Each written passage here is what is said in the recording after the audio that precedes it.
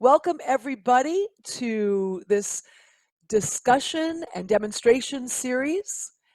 And for the first day, we are going to be looking at emotions and color. So what I did is I developed this style based on the fact that I really needed to work through some difficult emotions. I was wanting to understand how to communicate better with people and how to know myself better. Because when I would come up with frustration, sometimes I wouldn't know how to share it with other people in a way that felt comfortable. And I would also feel that sometimes people would tell me what they thought I should do, and I couldn't separate what I needed for myself and what they needed for themselves so I could really take care of myself. And so what was going on is this communication started in this little book.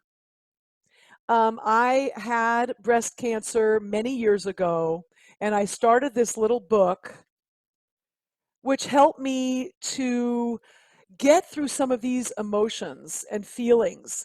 And it was the first time that I started making paintings that didn't have to do with making it pretty. It was just about getting my emotions out. So after I did this little small scale, and I'm going to let you know eventually about the video that I've made about this whole project, I decided to work on a little larger scale. And we will look now on the screen, the share screen. With each of these three, there's a particular kind of composition. So you can see there's mostly horizontal bands of color. And because this is a beginning class, I want to start with the easiest way of working with emotional color. And the easiest way is to work with these bands across. You don't have to think too much about composition. The most important aspect is that you have some vertical, and you can see some vertical lines here, or some diagonal lines. And you can see little V's and Z shapes going through these paintings. The axial composition means, and I'm going to show with my arrow that you can see going up and down, an L shape, which means part vertical, part horizontal. So these are basically all of them axial oriented compositions. And as far as color, these are basically very simple color palettes. This first one is analogous, and that means that all the colors are near each other on the wheel, the color wheel. Yellows and golds and oranges and pinks. And this one over here is just red and blue with a touch of yellow, almost a primary color scheme, like a triad. But I wouldn't say it's a triad because the dominance in this is just two colors that are fairly close to each other on the color wheel. And this one here has a little bit more going on. We've got reds, blues, greens, and this is somewhat like a bridge scheme.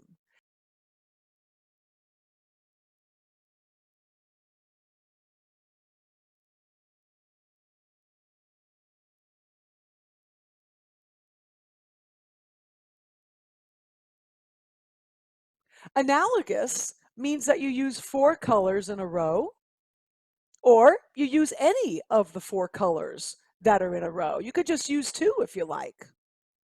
And if you like, you can make some of them darker. So let's say we have an analogous palette of this lime green, yellow green, green, blue green, and warm blue, or cool blue. This is just blue, but we see a warm and a cool blue here.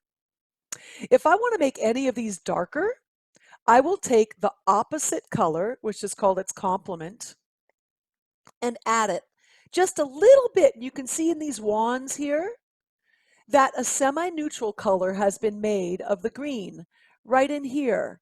And even in here, it's not as bright as the green because a little bit of red is in the green right here. A little more red is in the green right here. And here, there's a little green in the red with more red being used and a little more green in the red here. And as we go toward the middle, we get more of a neutral color, which would be like a brown because red and green make brown. Blue-green and red-orange also, all of these colors make overall brownish tones. The only one that I think really makes a beautiful blue type, blue-gray, which is gorgeous if you use a lot more blue than the burnt sienna, and this is orange, which is similar to burnt sienna. You get some beautiful grays if you use a lot more of the blue. Whereas with all these others, it's hard to get gray. You pretty much get more of the color that's most dominant in the mixture. Okay. So when we're making color schemes, we want to start simply, not really complex. So down here in my color wheel, I have some ideas for color schemes. The easiest one is monotone, where you just use one color and you make it darker and lighter. You make it more transparent, more opaque. And then we have analogous, which is over here, up to 4 on your color wheel. Okay. Then we have complementary, colors across. Then we have analogous complementary, colors near each other with one color that is the complement. It's really fun. You see some paintings that are really full of a lot of color. Those are double and triple complementary paintings. But a double one is probably a good way to start if you've never done this. You just use 2 complements that are either next to each other or across from each other. Like one going this way and one going that way. Complementary pairs, I should say. A triad is like the primary triad, red, yellow, blue. And all you have to do is jump 4 from each other. So here's a red, 1, 2, 3, 4 to the blue. 1, 2, 3, 4 to the yellow. So you could take any color and do that. So this lime green or yellow green, I go 1, 2, 3, 4, and I get to blue violet. 1, 2, 3, 4, and I get to red orange. This I call the ladybug triad. A ladybug and a blueberry bush with lime leaves and blueberries. Okay, that's a triad. You could make your painting mostly up of those 3 colors, and it would be beautiful. So what we are going to do is look at luminosity today. And luminosity means glow. Glow is what you see in all the bright colors on this wheel. We have really bright colors surrounded by slightly darker in this middle ring, or gray in this inner ring, or the opposite complementary color in the outer ring. And whenever you want to get something to look luminous in your painting, you do not want to use white. Okay? White will completely take out that luminosity. Luminosity means that you surround a color like this leaf down below here with grays that are darker, so a bright color yellow-green, with grays or deeper greens or black, and it makes the glow come forward. Here's an example of a painting of a bird. There's no white in this, just a little bit lighter tone in here, a darker blue with an orange and a lighter blue inside. And the lighter blue looks more luminous than the blue on the outside.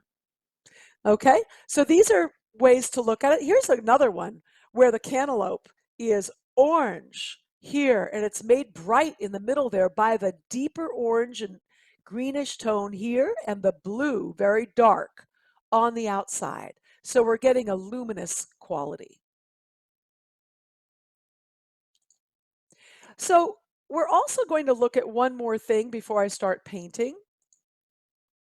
This is my watercolor method chart. I have given different names to the way I make consistencies of paint on my palette. So puddle, dot, dash, and pile are how thick I make my consistencies of paint. This particular row up here is on dry paper. You can see on the left here it says on dry paper. And you can see how transparent puddle mixture is and how opaque pile mixture is. When we come to the next section down here, this is on wet paper. So what I've done is I've taken puddle mixture and I've put it into glossy water here. That means super, super shiny water on the paper. I've taken dot mixture and put it into semi-glossy water right here. You can see already it's getting a little darker. Dash mixture into satin wetness, which means hardly any shine. And pile mixture onto matte finish, which is not dry, but it almost looks dry and it's barely, barely wet. Okay? It almost looks like a matte finish on it. So you can notice how when we work with a drier paint, pile's a drier paint, less water on it, we're going to get definitely a drier looking paint on the paper. So that's drier paint, that's drier looking paint. It's more of a shape. It doesn't move as much. When we work with puddle mixture, it moves a lot on the paper. So when I get to here, of course, it filled up the whole sheet. When I got to dot, it didn't fill it all up because it's a little thicker paint. When you look on this part of my chart here, if you put water on the paper and it starts to get to a satin wetness, meaning it's barely wet but not quite as dry as matte finish, and you add water to it, you're going to get a little edge around it that's like an outline. That's called a bloom. So I'm going to start with what's called scumble. I'm going to pick a color here that's fairly dark so you can see this well. This is Prussian blue. And I am going to make a puddle mixture. That means a very runny mixture of it. And I'm going to tap it on this sponge just a couple times. And I'm putting this like so, just on its side. And you can see the feeling of almost like sparkly water, like as though you're looking at a lake. And if I want it to be a little stronger, I'll just go right in and I won't do any tapping. But the more I do this, the more the scumble starts to show. And if I want to, I can get another color and I can add it in. So if I want to take a little lavender here in the same puddle mixture, I can just drop it into this semi-glossy paint. Semi-glossy means there's not an extra little bead of water showing, it's just shiny. So that is scumble. And scumble is a very fun thing to use when starting a painting, just to play with getting emotions out, putting it, you can just go really fast and move it through. And then you can work with taking some of it out if you want, if you go over it with a little stronger paint. Okay, so then the next thing I want to show you is how do you make a wash just right on the paper. Okay, so I'm going to take one of these colors and I'm going to make it a dot mixture. This is that Prussian blue. And you can see here that it's getting a little thicker. And what I look for in a dot mixture are two things: the lighter color and a darker color. So as I move this around quickly, you see it lighter and darker. And then once I get that lighter color, I push in to get a dot. You can see that quickly I'm going to get that dot. And of course, on this palette, it's a little round. I'll go over here so you can see it a little easier. You see that dot that's a little darker? All right, so now that I have that, I want to make sure that I have at least actually a teaspoon of paint. I don't want it to be so scarce. I'm using my sponge before I get my color, tapping on my sponge so that I don't go directly in with water onto my paint, because I don't want my paints to be all watery in my palette. Okay, so there I have a dot mixture, and I'm going to make a nice little wash. Just going to go back and forth, and then I'm going to do it again. Now, the lighter touch you have, the better. With watercolor, it's not about how heavily you put your hand down, it's how light you put it down that helps it go on there.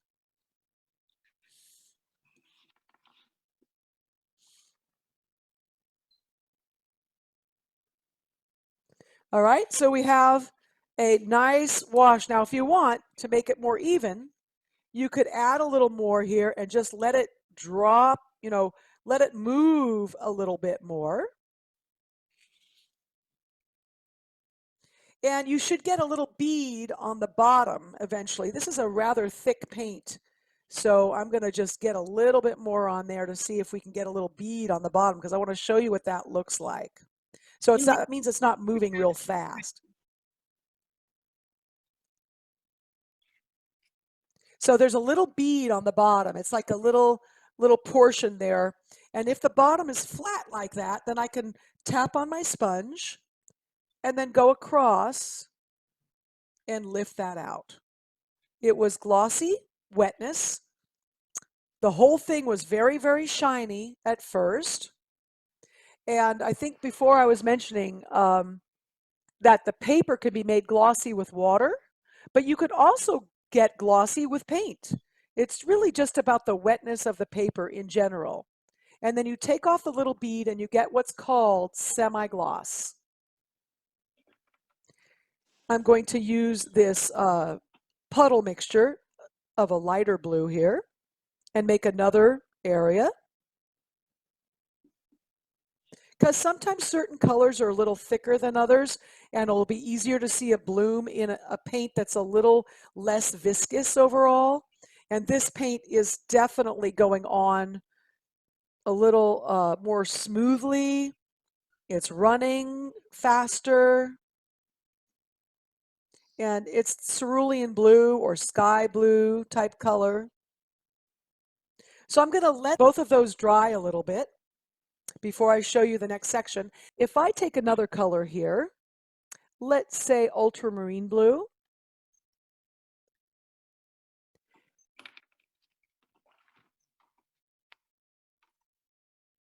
Okay, and I'm going to make another wash with it. And this is now semi-glossy pretty much. The first time I put it on, it's semi-glossy. If I put a double coat, it should probably go glossy with that extra little bead on the bottom. Sometimes I say, why not just make it glossy in the beginning?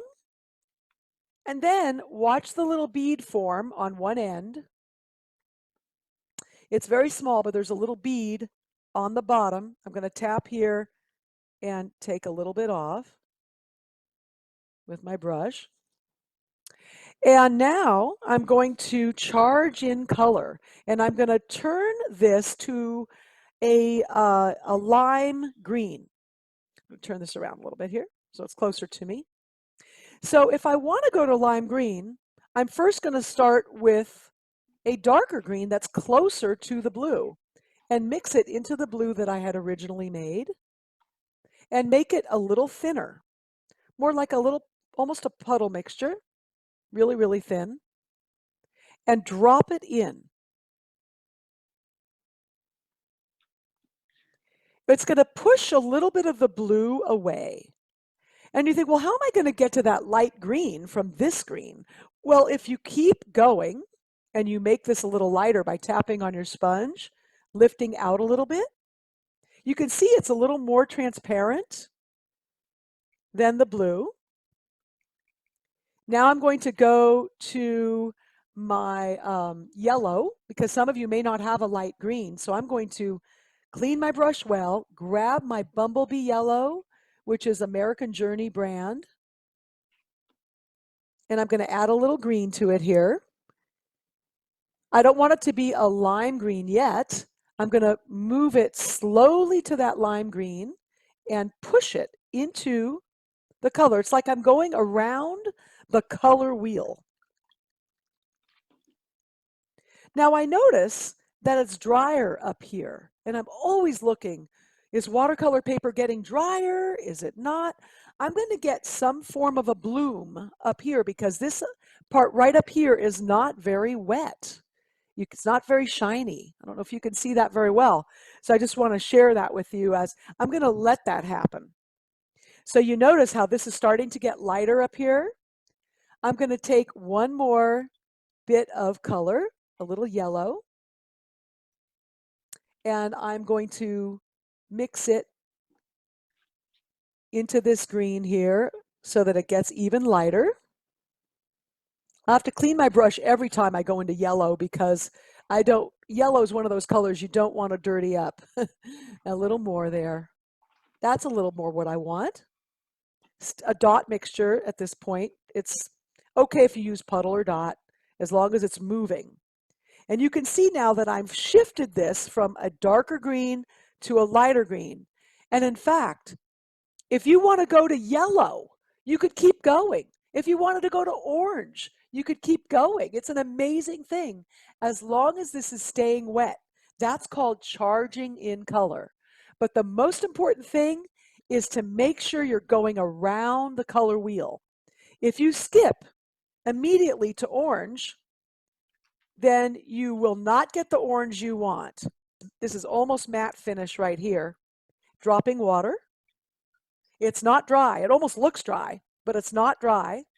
And I'm going to get a little bloom in here. And look at how I'm going to push to get the white back because I want that bloom to be whiter in the middle. You don't have to want yours to be whiter, but if you want it to be, you can actually push and lift out by using your sponge, pushing on your sponge here to lift up again to get white in your little bloom. And now I want to make my bloom a color. So I'm going to take my very nice runny lime green, and it's not going to go past this area if you're using good paper like Arches 140 cold press or Arches 90 is okay, not great, but it's better than not using Arches. And you can also use 300 pound. So I'm just lifting off a little bit here using my sponge, and you can see that we're getting that little border around the bloom.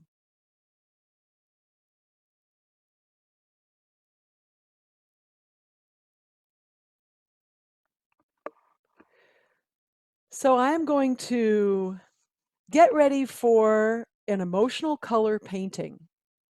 How do I get ready for this kind of a painting? Well, it's not that I just jump in. What I tend to do is I do a little meditation for just a little bit of time, and I won't take too long while I'm on the screen with all of you. However, I like to take some time and get in touch with a color or two that's coming to me, with an emotion, some kind of a feeling, something that I want to work with. So I'm just going to take like a quarter of a minute and do that for a second here. And I welcome you to do that as well, just to get in the practice of sitting and closing your eyes, really kind of getting a sense of where you are right now. And see if a color comes to you.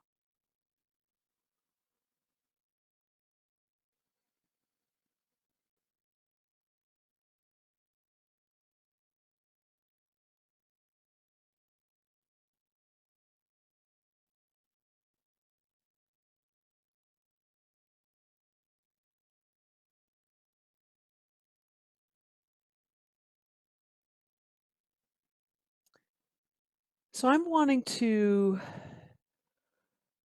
get more tranquil, get more relaxed. And the colors that are coming to me are blues and golds. I love the idea of a deep gold. There might be a lavender type quality that comes into that, deeper blues. That's just what's coming to me. And I don't have to know at all what I'm going to make, at all. All I need to do is think, oh, I'm going to use some of the techniques that I showed you before.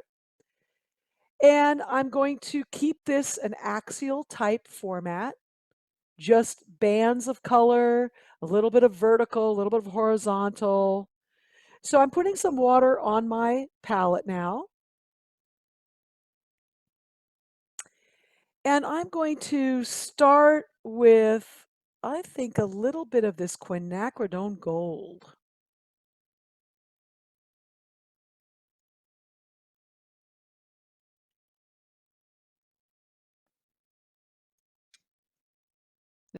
See, this is an oranger tone, this burnt sienna.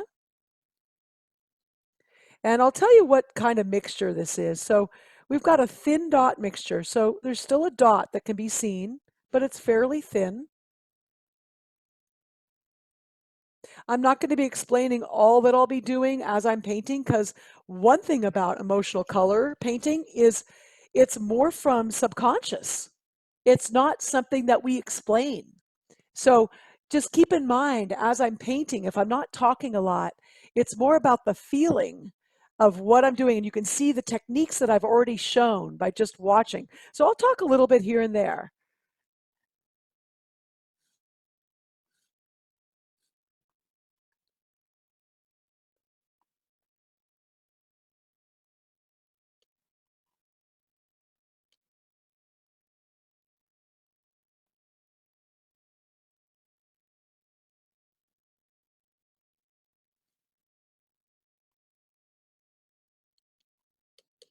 This is lavender.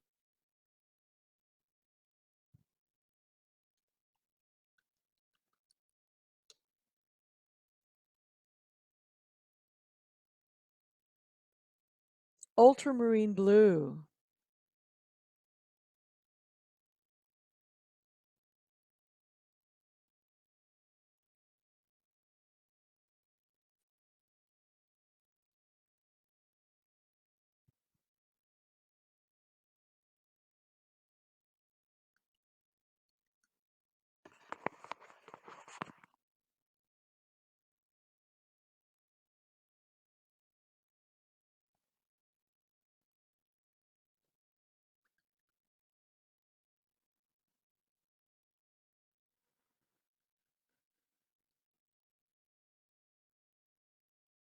I'm going to drop in some sky blue or cerulean type tone into an area that's still wet.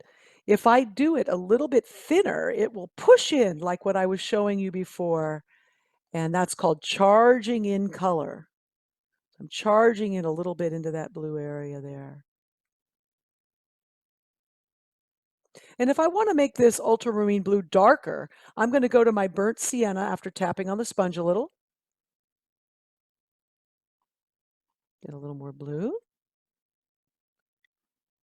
If you go darker toward the bottom of a painting, it really gives it grounding.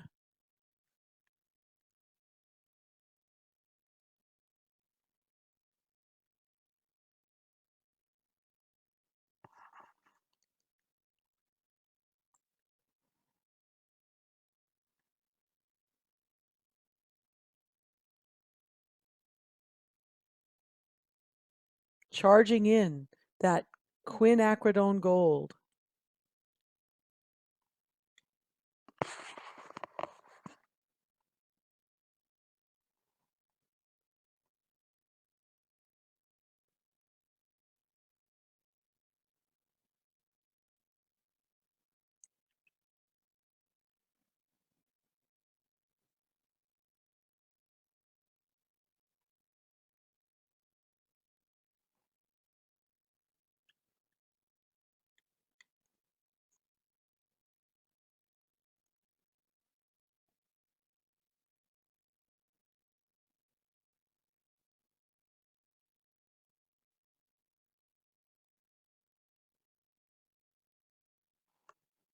I like the way that blue-green was going into those colors, and now I'm getting very excited about continuing with that blue-green idea.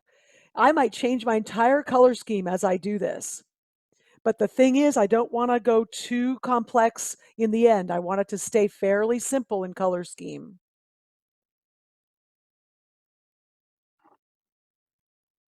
Tilting from the bottom up a little bit. You can't see all this, but there you go.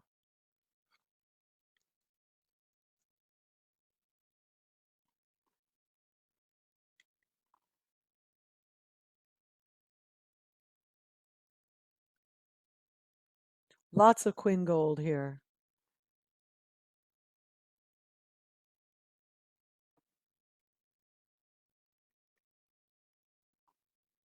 Now I'm going to put some plain water on here, or almost plain. It looks like it got dirty, but that's okay. I want some light. And I'm going to push a little bit harder. Some of this started to dry, so I'm pushing just a little harder to soften that out. I like the idea of this turning lighter as I go down. I'm getting some more water on here. Actually, I should say lighter as I go up. I'm just turning it upside down for a minute here. And also I can turn it sideways. Like if something's not doing what I want, like that little part, I can turn it sideways to play with it a little bit.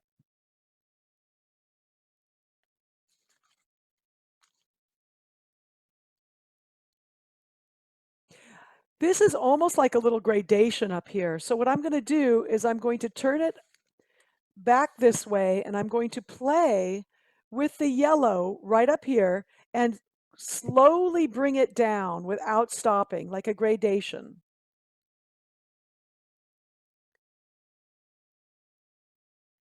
Makes a lovely feeling of a gradation. You know, I'm just turning it every which way, driving you crazy. Don't get too dizzy here. Okay.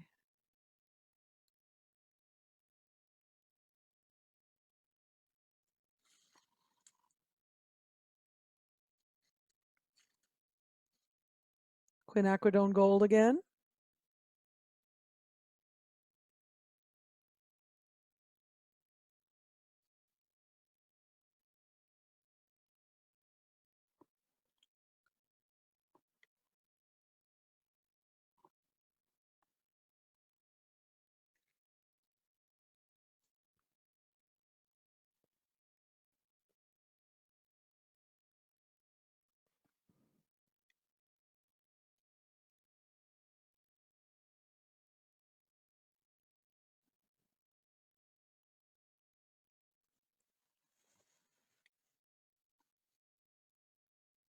Using my paper towel just a little bit here to soften out what I just put in. In fact, I'm going to blot this just a little bit because I really like some of this light area and I went a little too dark there.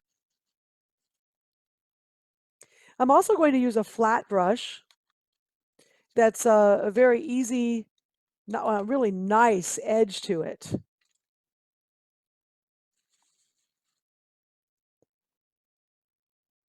And I'm going to basically squeeze it lightly and come in and lift a little bit. I can squeeze as much as I want here. Can lift areas, push, bring out some light.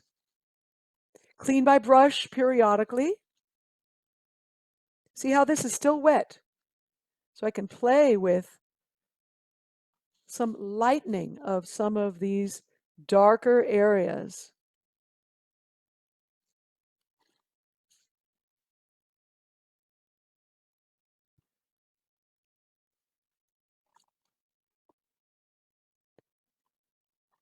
Getting some more of this lovely greenish tone.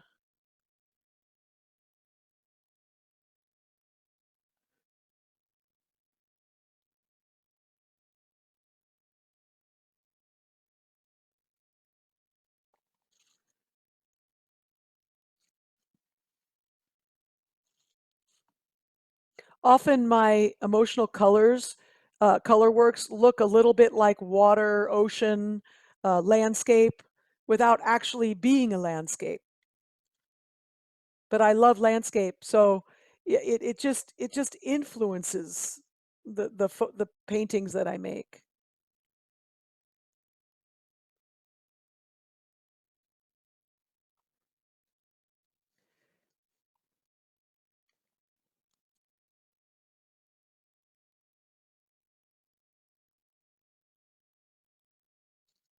Just playing with shape here.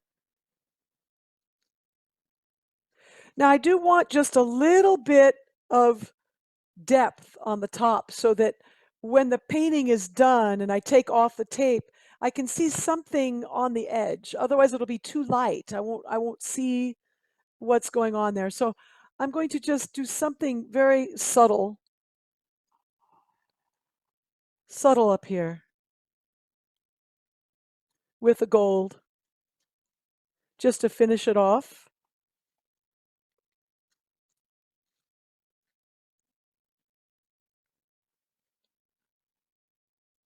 We've got a little bloom right here. You see that? Where the paper resisted. And there's a little one right here too. If I want to not have the whole bloom there, I can squeeze my brush and just kind of push a little in there. That got a little too light, so I'm just going to soften that out a little bit.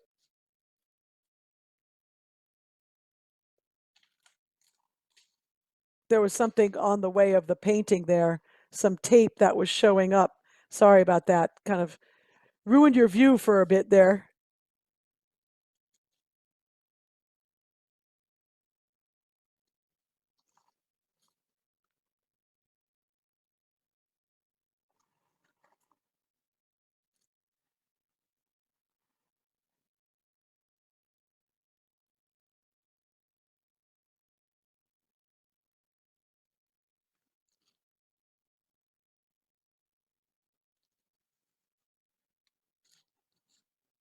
So what I'm doing is I'm just looking at the overall movement going upward and feeling out, is there anything that I need to do? A little more lavender perhaps to help move us upward a little bit.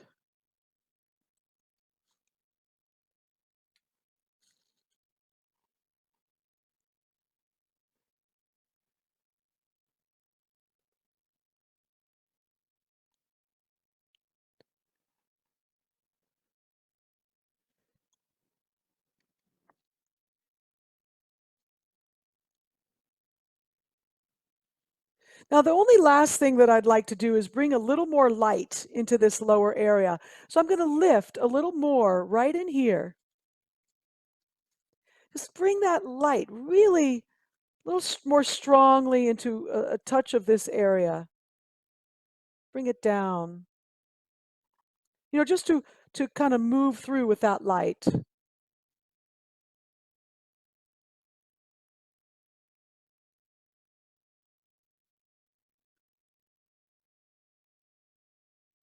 I'm trying to not make that such a long line of light. I still want it, but I just don't want it to be so crazy long. So I'm just going to play with that, just break it up just a little bit. Yeah, I think that's good enough. And what I'll do is I will take this tape off. I am pretty much on this side, on the blues to the greens. I did pop over to yellow, but I didn't really go to purple, okay? I stayed pretty much on the blues, and if it is a purple, it's a very minor amount. I would say that we have a little bit of a feeling of analogous complementary here. Okay. So we have a complementary idea of the yellow and the blue, or yellow and a violet, a little bit of violet, and then we have the analogous on there. I did not go on this side of the wheel.